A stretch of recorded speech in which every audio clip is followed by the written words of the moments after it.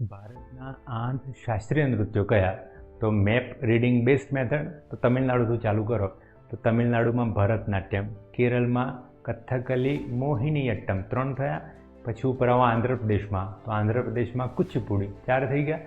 કર્ણાટકમાં નથી હું. પછી ઉપર આવો ઉત્તર પ્રદેશમાં તો કથક 5. પછી નોર્થ ઇસ્ટમાં જતા રહો તો ત્યાં અસમમાં સત્રિયા, બિહુ નથી, સત્રિયા, બિહુ લોકનૃત્ય થવાનું. પછી આવી જાઓ મણિપુરમાં તો મણિપુરી, અને ઓડિશામાં ઓડિસી. તો 8 શાસ્ત્રીય નૃત્યો થયા. એક અર્ધશાસ્ત્રીય નૃત્ય છાઉ, જે 3 રાજ્યોમાં ગણાય છે. હવે એમાં પણ મેપ રીડિંગથી યાદ રાખવાનું, સૂત્રની કોઈ જરૂર નથી.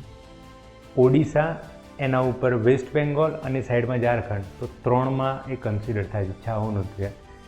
સંસ્કૃતિ મંત્રાલયે કન્સિડર કર્યું છે કે ભાઈ આને તમે ક્લાસિકલ ડાન્સ ગણો, પણ હજુ આના માટે ટેકનિકલ સંસ્થા કઈ? સંગીત નાટક એકેડમી. હજુ એને માન્યતા નથી આપી, રાઈટ?